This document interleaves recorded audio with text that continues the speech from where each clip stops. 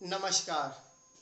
मेरा ये जो YouTube चैनल है ये छात्रों के लिए है, जिसमें उनकी पढ़ाई से संबंधित जानकारी, व्यापार से संबंधित जानकारी, इसके अलावा उनके भविष्य से जुड़ी हुई जो भी महत्वपूर्ण चीज़ है उसके बारे में जानकारी दी जाती है। इसी कड़ी में आगे बढ़ते हुए आज हम भारत सरकार का सरकारी नौकरी के लिए जो सबसे बड़ा विभाग है SSC कर्मचारी चयन आयोग, उसके बारे में बात करेंगे। चलो शुरू करें। बहुत सारे लोगों का सपना होता है सरकारी नौकरी। किसी भी विभाग में अगर हम जाते हैं तो तीन लोग मिलते हैं, चपरासी, बाबू और अधिकारी। तो इसी तरीके से भारत सरकार का एक विभाग है जिसे हम कर्मचारी चयन आयोग के नाम से जानते हैं। इसे इंग्लिश में SSC कहा जाता है, स्टाफ सिलेक्शन कमीशन। आज हम उसी के बारे में चर्चा यहाँ पे प्रारंभ करते हैं।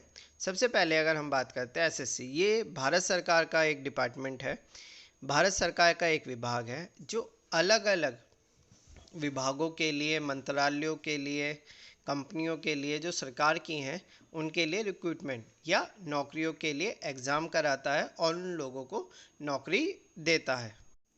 सबसे पहले शुरुआत करते हैं SSC मल्टीटास्किंग ओवरव्यू। अब ये जो मल्टीटास्किंग होता है ये क्या होता है? मल्टीटास्किंग का मतलब ये होता है कि आज के समय में एक ऐसे व्यक्ति को नियुक्त किया जाए जो छोटे छोटे कई सारे कार्य कर सकता है, जैसे फाइल को इधर से उधर लेके जाना, प्रिंट आउट लेना, रिकॉर्ड्स देखना। ये सारी की सारी चीज़ें आपकी मल्टीटास्किंग के अंदर आती हैं। अब मल्टीटास्किंग के अंदर जो क्वालिफ़िकेशन है वो क्या मांगते हैं? 10th पास। अगर कोई भी बच्चा जो 10वीं पास कर चुका है वह इस पेपर को दे सकता है। सैलरी सेवन्थ पे कमीशन लगने के बाद लगभग 15-16 हज़ार रुपये से लेके और 22 से 24 हज़ार रुपये के बीच में बैठती है। इसके अलावा अगर हम एज की बात करें तो उसकी शुरुआत एज जो होती है कम से कम 18 साल का होना चाहिए, और जैसे जैसे वह बड़ा होता है तो मैक्सिमम लिमिट जो है वो 25 साल है। इसके अलावा इसमें कुछ जातियों का, एक्स सर्विसमैन का जो छूट है वो भी इसमें दी जाती है। इसमें जो पेपर होता है उसके अंदर सामान्य ज्ञान, numerical aptitude, general English, general awareness, इन सब के 25-25 क्वेश्चन आते हैं। 25-25 मार्क के होते हैं और ये 1.5 घंटे का पेपर होता है। जिन लोगों का ये पेपर क्लियर हो जाता है तो उसके बाद जो दूसरा पेपर होता है वो होता है शॉर्ट एसे और लेटर, जिसमें उन्हें हिंदी और अंग्रेजी में लिखना होता है। यह केवल क्वालिफाइंग पेपर होता है। जैसा कि आप सबको पता है कि मोदी जी ने इंटरव्यू जो है वो सभी भर्तियों में ख़त्म कर दिए हैं, C और D ग्रेड में। तो इसके अंदर भी इंटरव्यू जैसी कोई भी प्रणाली नहीं है। अब हम आगे बढ़ते हैं।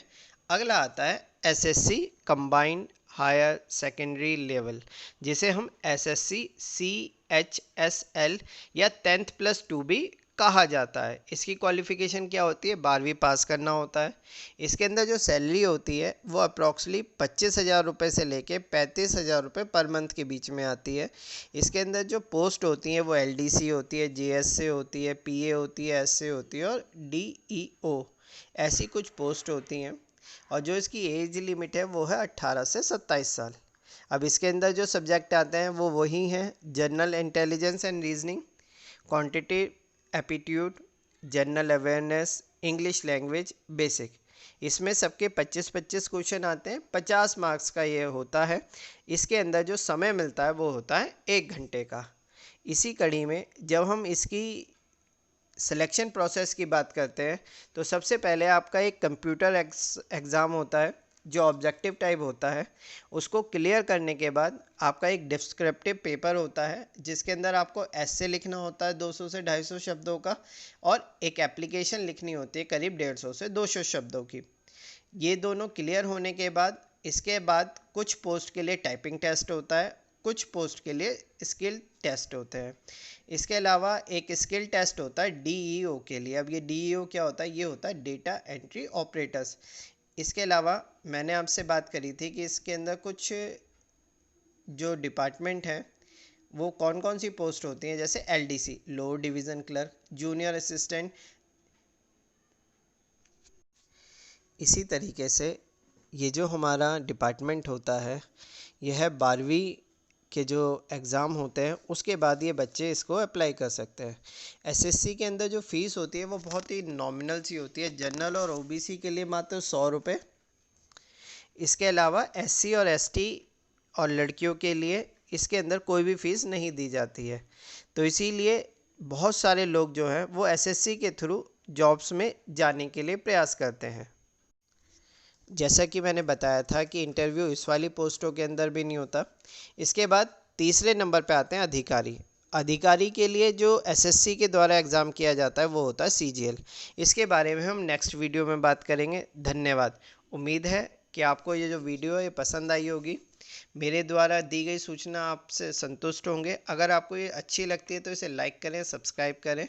धन्यवाद। जय हिंद, वंदे मातरम।